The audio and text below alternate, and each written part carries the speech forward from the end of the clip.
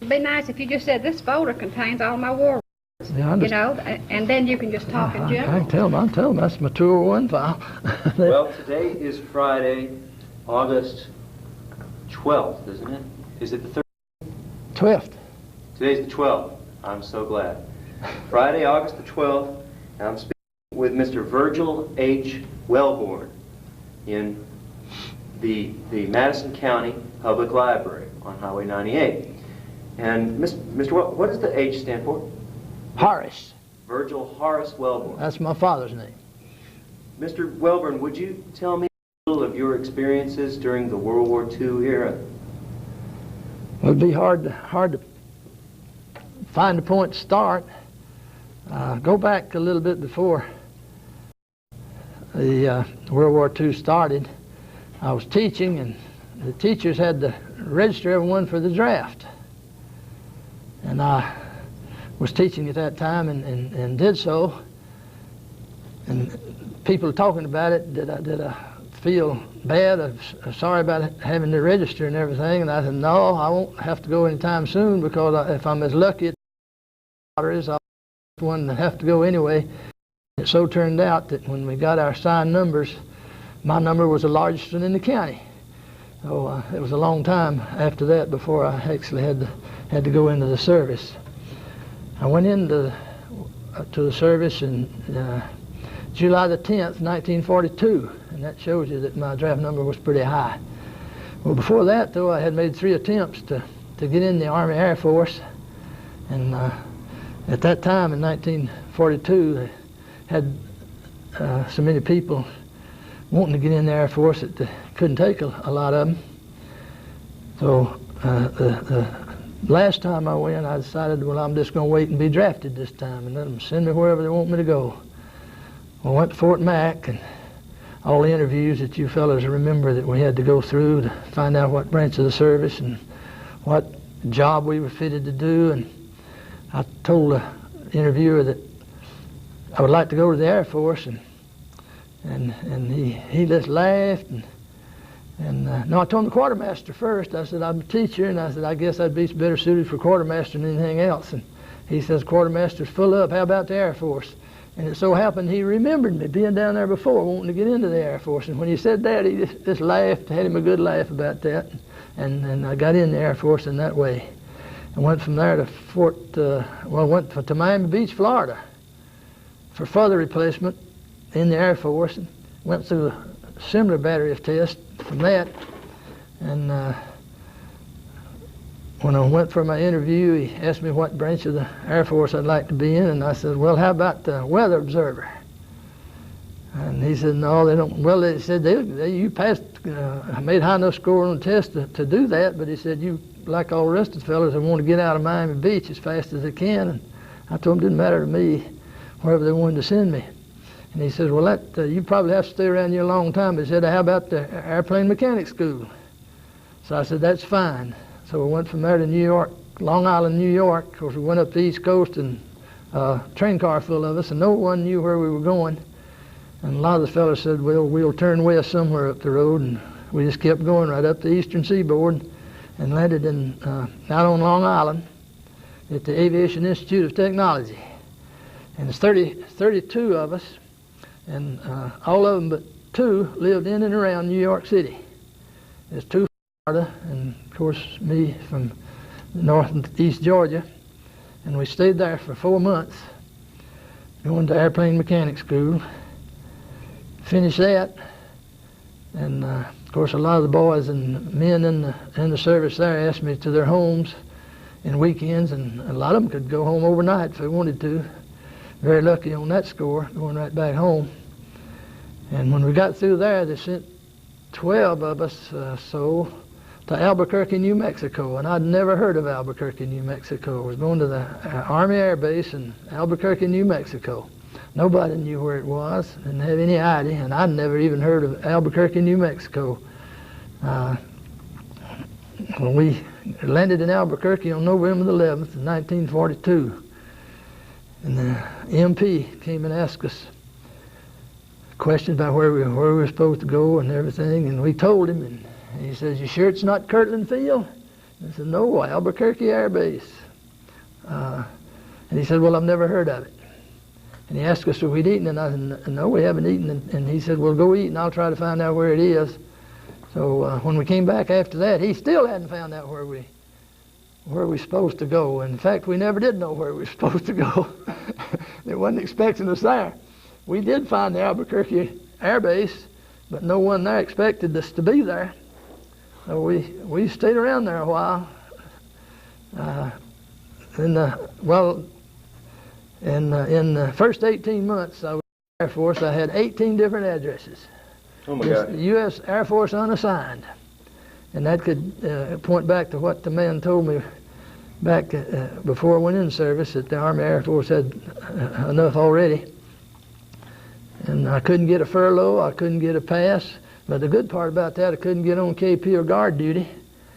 And maybe I oughtn't to tell this, but I never had the first day of basic training whatsoever. No close order drill, anything. And finally, after 18 months or so, I did get a furlough to go back home. Where was home? Clarksville, Georgia. Clarksville, Georgia, a mile north of here. Brothers and sisters? Had there's 3 boys and they had 3 sisters apiece. 6 of us. And where did you fall into the scheme of brothers and sisters? Second boy. And all 3 of the we boys were in service. One in the Signal Corps. The oldest brother was in the Navy. I was in the Air Force, and the youngest brother was in the Signal Corps. And he's the one that really seen any action, the youngest brother. He went all the way through, and when MacArthur said, I shall return, and he was one of the first ones to go in on all the landings. He had to go in and set up communications for them. And his outfit didn't lose a single soldier until the war was over and in Japan. And that was an accident. How many of your brothers and sisters are still alive? All of us. What did your parents do? Farmers. Farming? Farmers. Grew up on the farm. How far out of Clarksville? Oh, a couple of miles, most of the time. Have you ever been back? Oh, yeah. Well, go on and tell me where you went from. You've had a furlough. Did you come back to Clarksville? Yes, sir. Come back, visited and then went back to Albuquerque. And I found out later on that an outfit at Albuquerque, after I'd been to Roswell, New Mexico, I'd been to La Junta, Colorado, I'd been to Fort Collins, Colorado, and come back to Fort Collins, back to Albuquerque. And that's the first work after almost 2 years that I'd been in the service, the first work that I got to do on an airplane. One incident that I guess we were all disappointed is a airplane landed on our field there, just a dirt landing strip, and it nosed over. And we all grabbed our hats and run that we were going to get to work on an airplane after all this time. And before we got to the airplane, it had a guard around it, and we couldn't even get nowhere near it. So we went down to Roswell, New Mexico, and worked on, how much can I tell, anything? I'd like to hear as much as we've got time for. Well, we were working on B-25s, medium bombers, and training Chinese pilots.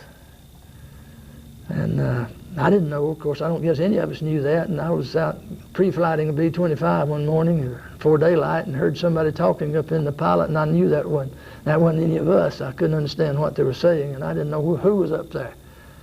So I went up, and of course, when they saw me, they immediately started speaking English and told me what they were doing, and they were Chinese pilots over there getting some training to fly those B-25s.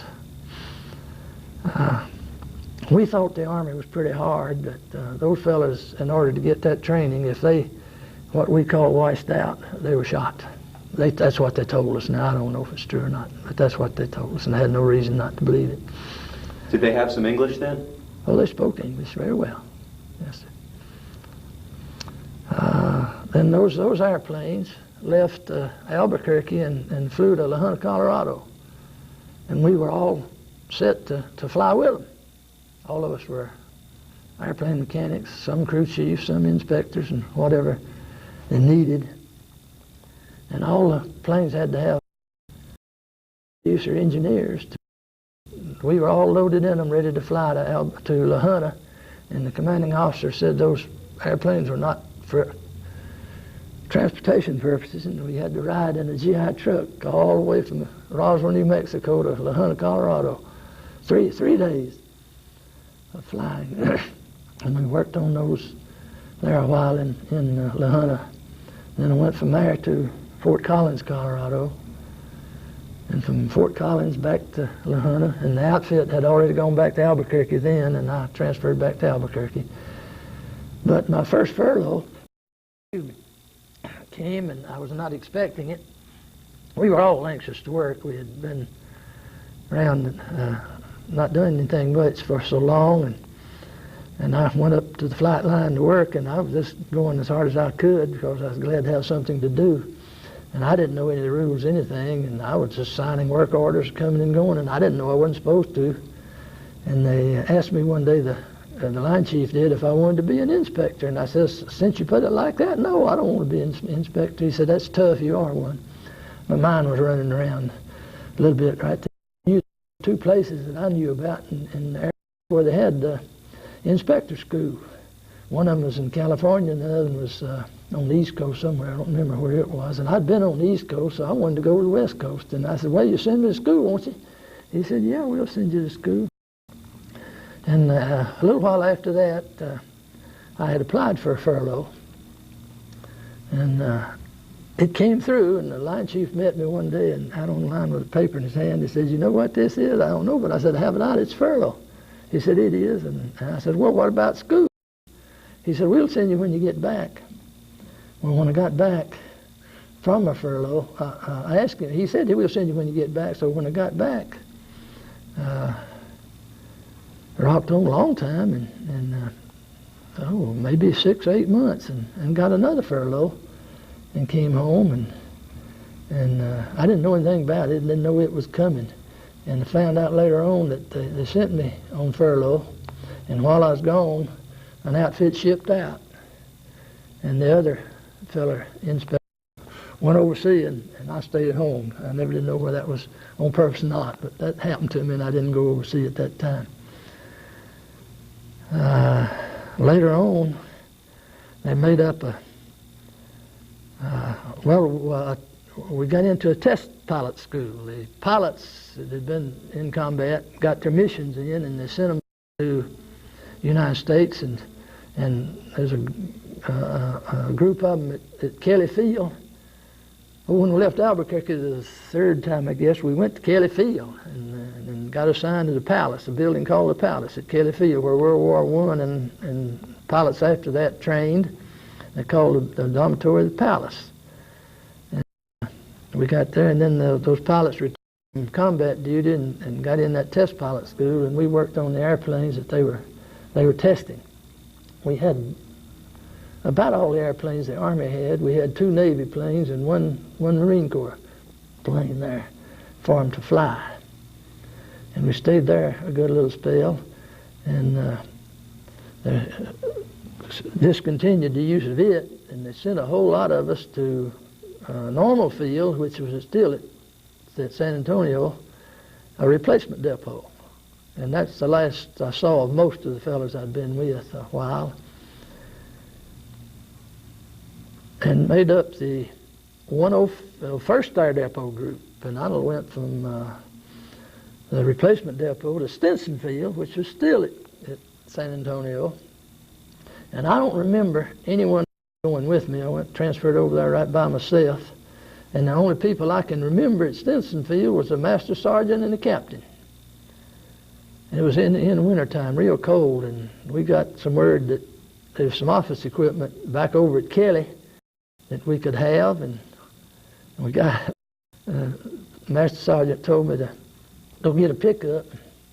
We'd go over and get it, and I got a big truck with a cab, and it was cold, and we'd been going a while. He said, oh, we could have used a closed vehicle. I said, why do you think I come back with that truck with a cab on it? It's a cold little thing that went on there. But in the,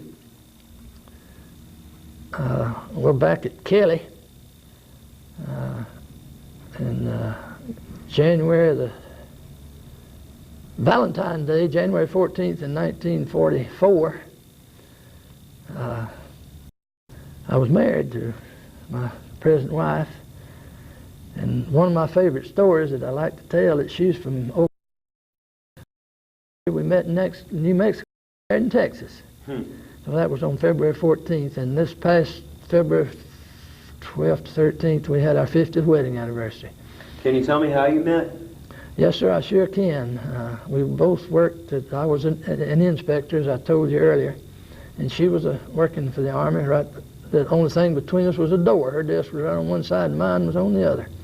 And during break one day, she was sitting there with her elbows on the table and her hands in her cheeks. And I walked through the door, and I said, "Young lady, you can't make dimples like that."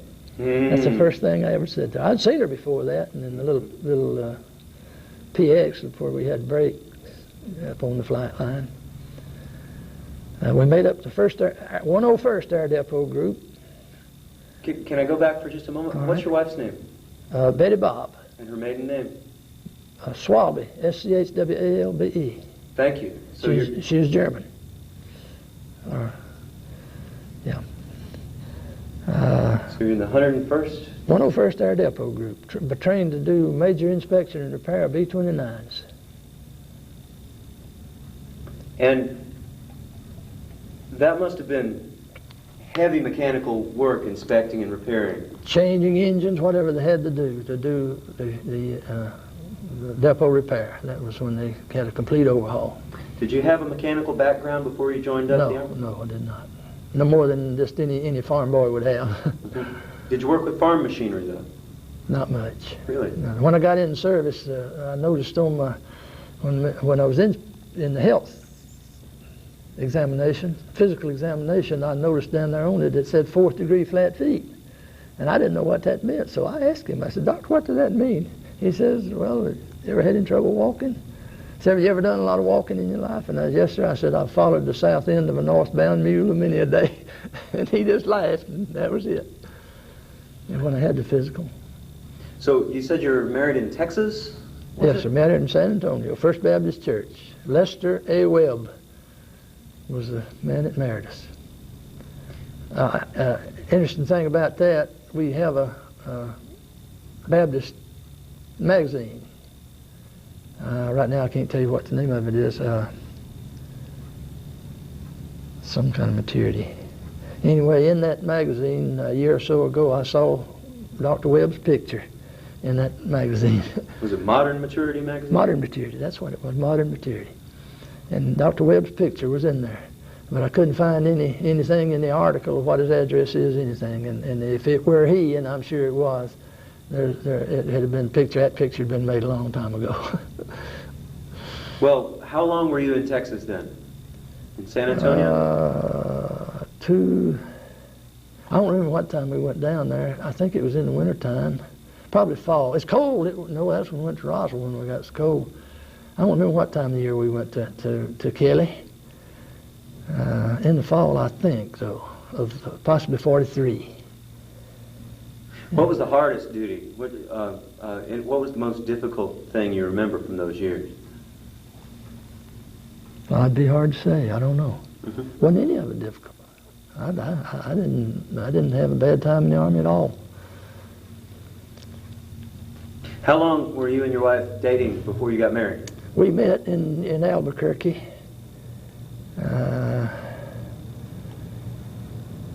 In possibly 42. I guess 43. We'd known each other about 3 months. That's wonderful. Let me tell you some things about that. There was a Corsini in our outfit, and as most of you know, nationalities didn't mean anything there, and he was Italian. And 2 or 3 things I'd like to tell you about him. He liked his little nip once in a while, and one time on Christmas Eve he came back to the barracks, and this was 43. It could have been 42. Came back into the barracks sometime in the morning before we got up and had a hold of a hammer, beating out the annual chorus on our beds, wishing us Merry Christmas. And another thing that I remember about him, two more things that I remember. One of them I won't tell you, though. It was bad. Oh, it's okay. We had a squadron party in the hangar at Christmas time. It could have been Thanksgiving, but I believe it was Christmas time. And the custom, at least his on both cheeks when they greeted. And that's before my wife and I were married. I knew what was going to happen when I introduced her to him. I knew that was going to happen, so I just stepped back and watched. And he did. He kissed her on both cheeks, and we got a laugh out of that. Can you hum a few bars of that Anvil chorus? No. I can't. Was it loud? Oh, yes, it was very loud, but I can't remember any of the tune of the Anvil chorus. But that's what he was doing, just beating out the Anvil chorus with a hammer on our beds. And I guess they were metal beds. I don't know. I said in the beginning that I never did do KP or guard duty. I did guard duty one time. We lived in an apartment house in New York, out on Long Island. Long Island City was our address. Sunnyside, Long Island. And there's a fellow in the church where I attend now that lived on Long Island City, in Long Island, not a few years back. And I asked him one day about Sunnyside, Long Island, and he studied a minute, and he said, I never heard of it. So I don't know what happened to Sunnyside, Long Island. Wasn't no address there now of Sunnyside, Long Island. Can you remember for me a few dates, like December 7th, 1941? Where were you then? At home, my youngest brother was in Fort Jackson at Columbia, South Carolina, and he was home. He'd come home almost every weekend, and he had just about had his year service up, his volunteer service that we had to get. He was the first one went from our county. He volunteered and went. And he just liked a week or two or so having his year in. And when he left home that day going back to Fort Jackson, he said, well, I don't guess I'll be coming home often as I have been. And that was the only comment I remember him making. But it didn't affect him too much. He's kept coming on home for a while. Skip a few years. What about, did you hear of D-Day, June 6th, 44? I was still at Kelly Field. In which state? I'm sorry, I'm not familiar.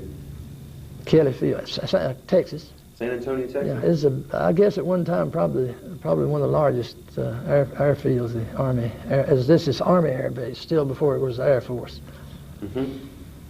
How about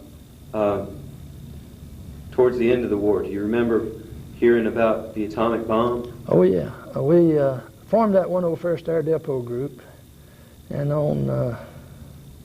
in July.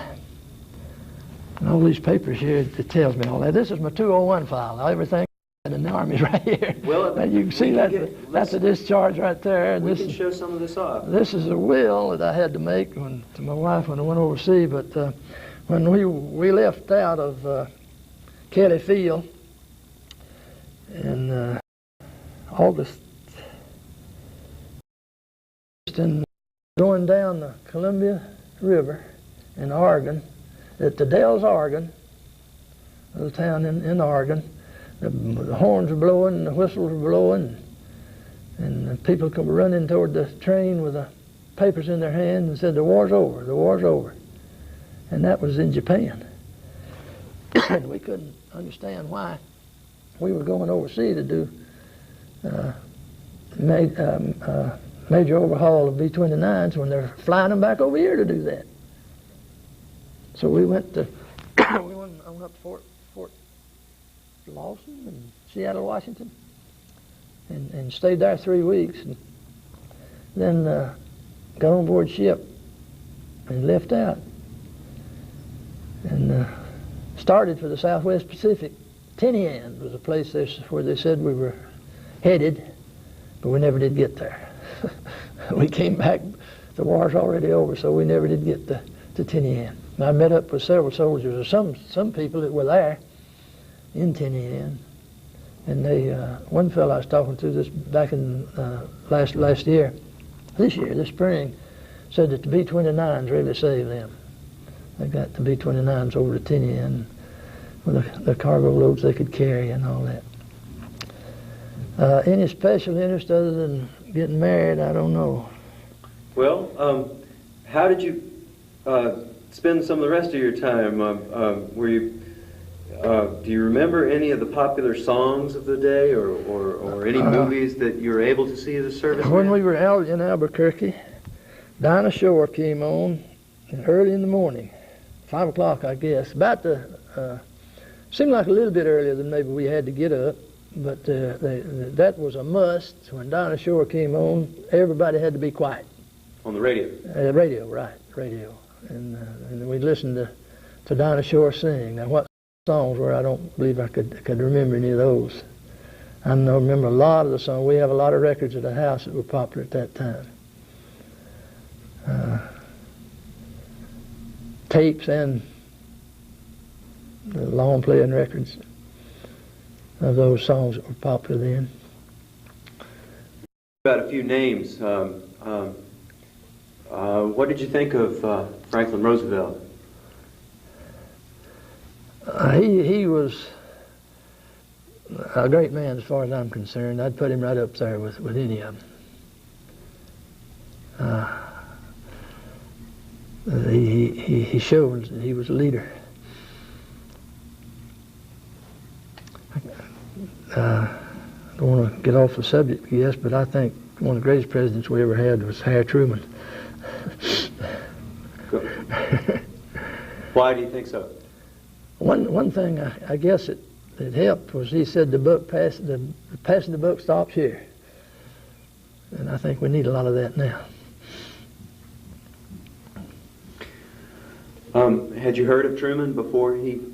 Very little, very little. Well, I was in service when he was made president. Wasn't I won't remember the date, but he was there. I said something a while ago about not getting KP or being on guard duty. I served on KP at Fort Mac before I got in service. I reported there one day, and they had KP the next day, and the next day I was sworn in. So I did get KP one time. In Albuquerque, the top 3 grades of the enlisted men got the meals ready on holidays, on Thanksgiving and Christmas time and those kind of holidays, and let the lower 3 have that day off. The top 3 grades always did. To go back a little further, I couldn't get a promotion either. Before I got assigned, they couldn't put us on guard duty. They couldn't give us KP or anything like that, and we couldn't get a 3-day pass. We couldn't get a furlough, anything. We couldn't even get paid. And finally, when I finally got assigned and got on the payroll, I owed them money because they had, every time we transferred, they had to pay us a little. And that was back the $21 a month days. Part of it was. And when I finally got it settled, I owed them money. They transferred me so many times and paid me so much, they'd paid me more than I was supposed to get. I remember that. Any other of the highlights? I know, being the country boy I was, I'd never heard of the Alamo, and got to San Antonio. That's the first place. There's several soldiers that was with us that lived in Texas, and that's the first place I went when I got to San Antonio to see the Alamo. And of course, the wife and I visited there several times while I was in the service. I remember the Albuquerque. One time, the thing, because that's where the wife and I met, and the river that went right through the middle of San Antonio, and the Arneson River Theater. That park had been built. Somebody had designed a park through San Antonio, along where the river went through there, and they had a theater there. The stage plays, this amphitheater, the Arneson River Theater. And I had the privilege of being in his home while we were in San Antonio. Whose home was that? He was the mayor, I think, of I don't know. I believe he was the mayor of San Antonio. I'm not sure of that. All right. But he was up in city government, and we were invited out to his home. So you and your wife were able to stay together during those moves? Until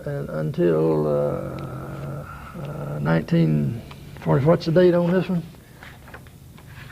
This will is dated the 22nd of January, 1945. Well, sometime in late 45 or January, sometime in 45, late 45, my wife went back to Oklahoma City where she grew up with her mother when I went overseas. That's the only time we were separated. First anniversary we had, I was at Long Beach, California, at that school I was talking about earlier. And at our first anniversary. And I sent her some flowers, and she never did get them. And we were separated from the time we went to 1945 here until I was discharged. Well, I had a furlough in there between. Had a 45-day furlough when we got back from overseas. That last year I was in the service, I had more furlough time than a service. Well, before you tell me about some of that, tell me about going overseas. You were separated from your wife, and you had to make up a will in order to... Yeah, well, that was Army procedure. We had to have a legal will. We got on the train, of course, in San Antonio, troop train, 500 and something of us. And we started out directly north, going through Dallas, Texas, through Austin, Waco, and right through Oklahoma City where my wife was, straight on north. We didn't have the slightest idea where we were going. We know we had prepared to go overseas, and that's all we knew. And we kept thinking we would turn west, and I don't really know when we did turn west. But we turned west and went through Colorado. We went through, well, we went to Utah, and somewhere we turned north because we went up through Idaho and Montana, and we went down the, I guess, Columbia River through where I was talking about a while ago to Portland, Oregon, and then we went from there up to Seattle. And the time I was in the service, I crossed the United States twice in each direction, north and south and east and west. And as a result, there's only one of the 48 states I haven't been in, and that's Nevada. And I don't know how I missed Nevada, but I did. And a few up in New York North, up in the New England states, my wife and I visited after we got out. North and South Dakota we visited, Wyoming, Wisconsin. Any favorites? Northeast Georgia. We've got everything. We've got flatland in the southern part. We've got mountains in the north. The climate is nice in the north part. The weather doesn't get too bad. Wisconsin's a beautiful state. I was not in Wisconsin when I was in the Army, but later on. Of course, our son was born January 6th, 1946. And it was, of course, a highlight. And I was able to be at home when that happened, on emergency furlough. I think back a little, the experiences.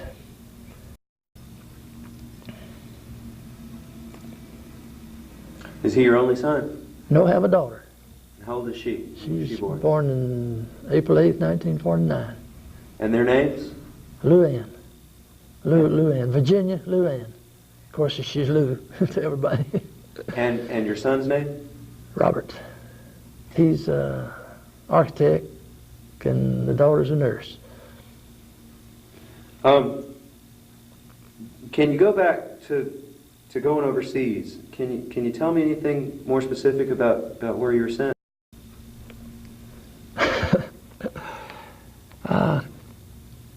We went to Seattle, Fort Lawton, stayed there 3 weeks, as mentioned earlier, and got on board a Liberty ship. Mm-hmm. And we climbed aboard it, and when we got on it, they sang Sentimental Journey to us, and went west in the Pacific. It was I'm trying to remember the date. I remember the date that we shipped out of Seattle. It was the next morning before we got out of Puget Sound. We was on a Liberty ship, the USS Sacagawea. And that would mean something to somebody, the Sacagawea. The native guide with Lewis and Clark. A female. Mm-hmm. Right, right. And we went out 7 days, and we looked back, and that old ship was making a U-turn. We could see the wake of the ship, and we went right back to Seattle. Got off at the same place we got on, went back to the same barracks, and I went back in the same cot 13 days earlier. I'm impressed. So did you mind that too much? No, we didn't.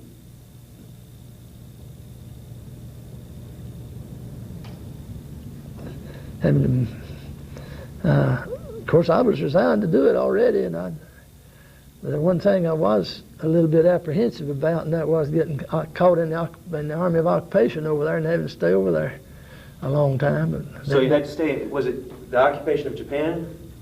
Well, it probably would have been. The South Pacific, you know, Tinian's in the South Pacific. Where? South Pacific. Uh-huh. It's an island over there somewhere. Can you say the name again slowly? Tinian. Tinian. Uh-huh. I've found it on the map, but I don't know. It's in the Southwest Pacific. Is that where, were you sent there after the end of the war? That's where we were heading, but we never did get there. Oh, I see. We came back. If you could find it on the map, do you think you could again? Or your eyes? No, I can't find it, but you can. I can tell you roughly where it is, and you can, I think. Well, Off of Japan, right in here somewhere, down in here. Where is Japan? Point me. let me see. Here's Japan. Okay, it's right down in here somewhere in the Southwest Pacific. Right in here somewhere. Thank you very much. You ought to be able to find it on there. No, it's too small. Too small. But can you recall for me VJ Day? That's when we in the Dells, Oregon, when that happened. Mm-hmm. Was there some That celebration? was the 15th of August. I think in 1942. Does that sound right? 45. I mean, Sounds 45. about right. I believe that was the date. I'm not sure about that. I'm not sure about when it was over in Japan. I guess some of this information you'd tell me, but that's my 201 file of my Army career.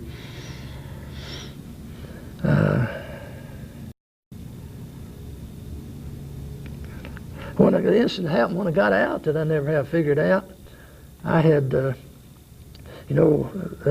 and a lot of the fellows are already home, and it's pretty hard to find a job. And the qualifications I had, only had 3 years college and taught school 2 years.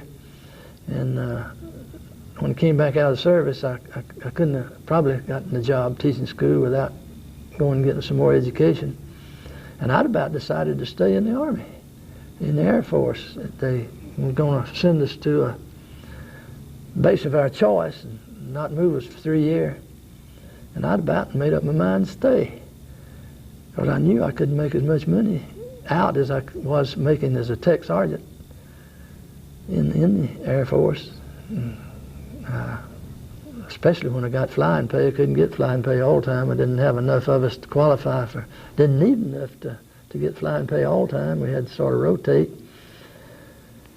And there's a Sergeant Eccles that was in service. I met him at Albuquerque when we got there in 1942. He was a staff sergeant, married and had 3 children. And he left. We didn't stay together there long, and I have no idea where he went or all. But when I got down to Kelly Field, this is 1946, he had re-enlisted. He's still a staff sergeant. And it took him 3 weeks or a month to find a place to live, get his family moved. And he got off one Wednesday to go and move. He'd found him a place for his family to live, and moved on Thursday.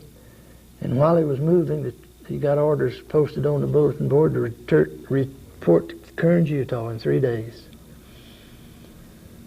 And when I saw that notice on the bulletin board, I went right straight and asked the to get my discharge. I could have had it earlier, but I hadn't decided what I wanted.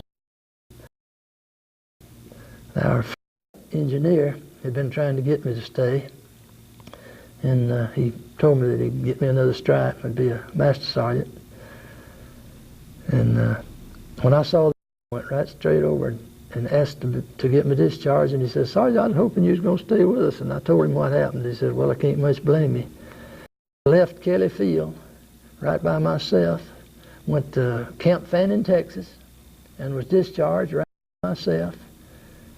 And the only two people I remember seeing was the captain that gave me my physical exam and a staff sergeant who played taps on the organ. I cannot remember seeing anybody else, and I cannot find one or any map, just anything about Camp Fannin, Texas. I still haven't found where I got discharged. And that wasn't the Army way, just to discharge one person. They did everything in groups. But I was discharged myself. And it wasn't too far from Oklahoma City, because I got to Oklahoma City. Didn't have to spend the night till I got to Oklahoma City. I don't know where Camp Fannin, Texas was. Well, what'd you do then? How about a little bit of your career after the end of the war? Well, I came back. It was interesting. I told you before I was an inspector, aircraft inspector. And one thing that happened at the test pilot school, we had a B-17 that had a leaking fuel pump. And that was one of the most serious things that would ground an airplane. And one of the test pilots wanted to fly that one. And he wanted somebody to take it off of that Red Cross and where it'd fly. And he asked us who grounded it, and I said I did. And he says, "What's the matter with it?" I said, "It had a leaking fuel pump." But he still wanted to fly it. And I said, "Well, you can take it off." He hadn't wanted me to, and I wouldn't do it. And I said, "You can take it off." I said, "All you have to do is sign your name out there that you know that fuel is leaking and you can fly it." I said, "I'm not going to take it off." But he didn't either. One of the instances that happened there. Oh, another thing that I was amused at. They had a P-63, I think. It could have been a P-62. Some of you Air Force fellows know more about it. It was the night flyer. They developed, and wouldn't any the pilots fly it. It stayed around there, I don't know, a month or two, and wouldn't any of them fly it. So our commander, the boss, decided he'd just send it somewhere else. And when a person come to get it, to fly it off, it's an 18-year-old girl. You're talking about some red-faced pilots. That was one of the things that I thought was unusual. Another thing that happened to me, our military personnel on the base there, he was a captain. He sent me over to the other side of the field, Kelly Field, to get a P-39. That was one of the smallest planes we had, and bring it back over to headquarters and pull an acceptance check on it. And I did, and I was sitting up and you had to get in the P-39 and move back to one side and close the hatch before you could get in the pilot's seat. It was so small, little bitty airplane. And I was sitting up there filling out the paperwork I had to fill out, and I noticed something in it that I didn't have any slightest idea what it was. I knew I didn't know what it was. And directly somebody beating on the bottom of the plane and said, "What are you doing up there?" I said, "I'm pulling the acceptance check on this airplane." He said, "Well, you're not supposed to be in there." He said, "By whose orders?" And I told him. And got out and come down, and they put me under arrest right quick. There's some information thing that I wasn't supposed to see, and it was that IFF equipment, the identification friend and foe, that they put on them, and I had no idea what it was. I remember the first Norden bomb sight I saw was on B-24. We had to change the fuel tanks on it, change the vent in the top of the fuel tanks. Fuel tanks were in the wing. And had to take the bottom of the wings off to get the tanks out where we could put that vent on there. And we had to take 1,945 screws out of the bottom of that airplane by hand. Mm-hmm. And I didn't know that they had electric screwdrivers and air-operated screwdrivers. We took them out off of that thing by hand. Of course, when we got ready to put it back up, we found out we could do it easier. and I was a corporal then. I, of course, couldn't get a promotion as long as I was unassigned. And walking across the flight line one day, the civilian head and the officer that was in charge of things said something about what's your rank, and I just rubbed my sleeve. I said, "That's it, right there." I said, "Buck Private," and I got promoted to I think I went to corporal. I don't think I was ever a PFC at all, and then I went from corporal to buck sergeant in about a month. Then I stayed staff sergeant for 4, 5, or 6 months before I ever got tech, maybe a year, I don't know. But I went from buck private to buck sergeant in about a month. I don't think if I was ever a PFC, I didn't know it. Huh. Well, can you give me a hint of your career outside the Army? When did you move to this area? Early 1946.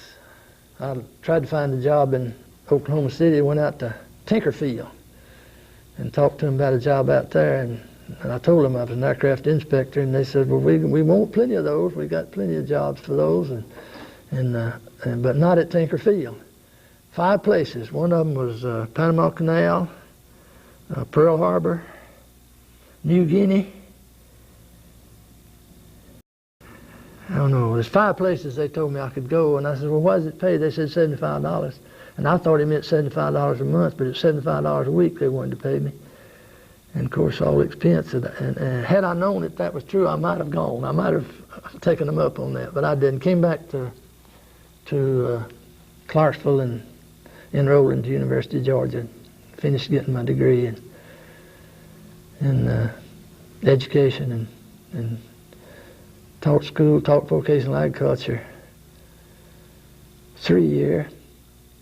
And in 1942, there's 5 teachers where I was teaching, Cleveland, Georgia, teaching veterans farm trainees. Mm-hmm. And all of them were in the reserve, but one, they taught me in the reserve. In 1942, I got called back to active duty in the Korean outbreak, and went to Biloxi, Mississippi, but I didn't have to stay. They sent me back home, put me back in reserve, and I never did hear from them anymore. But I got my degree and was a county agent, county agricultural agent. Worked for the University of Georgia's Cooperative Extension Service for 26 and a half years. Retired in 1975. What have you been doing since you retired? 1970. Have you been farming at all? Or? No, I hadn't farmed at all since I got back. My hobby is woodworking. There you go. Tell me about that a little bit. I got me some tools and made furniture and repaired furniture, rebottomed old grandmothers and retired people that had a favorite rocking chair that needed a bottom put in it. I did that, and until my eyes got where I couldn't see, that's what I did. A lot of church work, community activities. And going back to really sum up, I've run out of time a little bit. If you were talking to an audience of younger people about your career and about the World War II era, is there something you'd have them think about the most about that era? As far as my life is concerned, that period of growing up was the best time it could have happened to me. I don't think I could have picked a better grew up than the period I grew up in. It's different now, and for people, young folks, they need to stay at home. They need to have the parental guidance. They need that. They need that training that they'll get to stop some of the crime that's going on now. I think that the home is the place that would happen. If it's a change made, it'll have to happen in the home with the parents.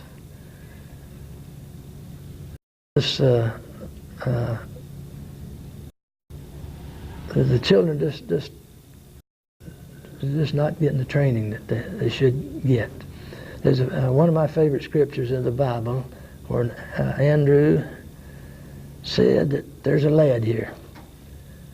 When Jesus was feeding the 5,000 on the coast over there, he wondered how he's going to feed all those people. And Andrew spoke up and said, there's a lad here with five loaves and some fish. And he fed that crowd with that. Excuse me, that business of a lad here. There's lots of lads here now. And those lads need some training. They need it badly. And that verse of Scripture to me, those 2 words, 3 words, there's a lad here. And the people my age, and all ages, can help that lad, whether it's a boy or a girl, to get some training that they so badly need at this time. There's a lot of difference now, and growing up now and the time I grew up. We had a very close-knit family, and still are. That is about what I could say about the present time. Well, thank you very much for your time, sir. Anything you'd like to add? No, I can't. Thank you. I know there's a lot of things that I could tell that I haven't, but I can't think of them right now. You sure you can't whistle the anvil chord? No, I don't believe I could. That's a discharge, I think. I can't discharge, and on the back of it is some of the things I did. This is that's the same thing. One of them here tells me the training I'd had. I know your eyes are probably... I can't see what any of them are. Look over your shoulder quickly. This is the wheel I was talking about that I had to do. Here's your application for appointment as a flying cadet. Yeah, that's what I told you about. That's before I got inducted into the Army. I went down there into the Air Force, went down there to see, and the 3 times I went, there's always something wrong. And the last time I went, physical examination in the morning, in the middle, and in the afternoon, and I like 2 points of making enough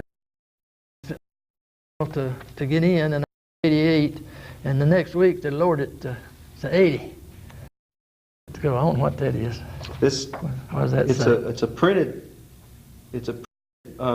thank you with Harry Truman's signature. Oh, for serving in service. That's Oh, the Roosevelt sent me that. Greetings. Now tell what that greetings meant. It meant to you, come to the service. Selective service.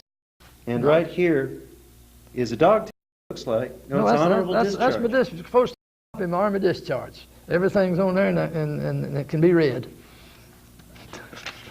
And here is another. February 6th. Can you read February 6th, 1946 on there? I think that's the 7th. It says February 11th. 11th. That's when I got out of that service in Camp Fannin, Texas.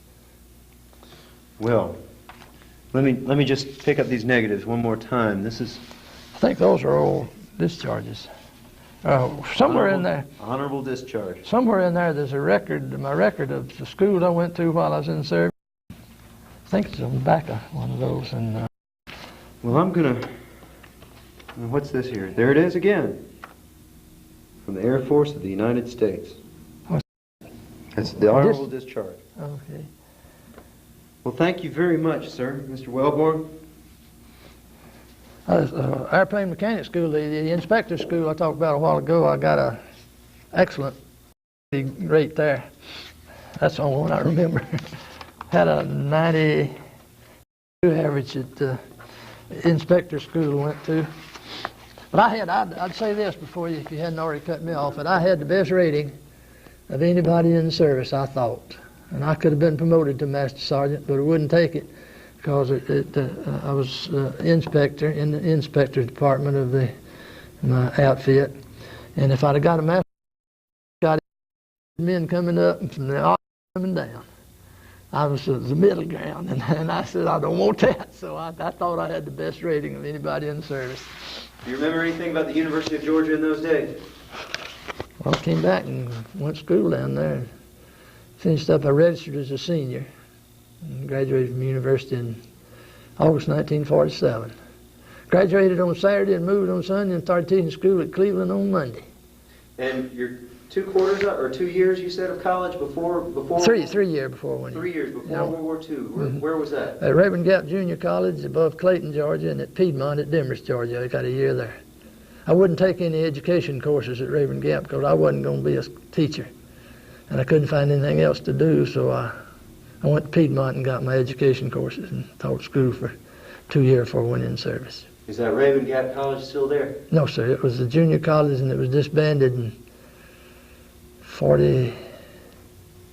I finished in 37. About 45, somewhere along there, they quit it. It was that school was for country boys and girls that grew up in this area. No opportunities much for them other than what their forefathers had to work out an existence in the little vales and valleys up in there. And Mr. A.J. Ritchie founded that school in 1905, I believe, for the boys and girls and the mountaineers of Georgia to get an education. And that it's no longer a college, it's a high school. It's a high school and still there is a high school. Well, But it's not far. The mountain boys and girls has come from all over there now. Several foreign countries probably go to school there now. well, thank you very much. Let me help you Well, out. I'm glad to do it. I know I've rambled and maybe no order about it, but that was my Army career.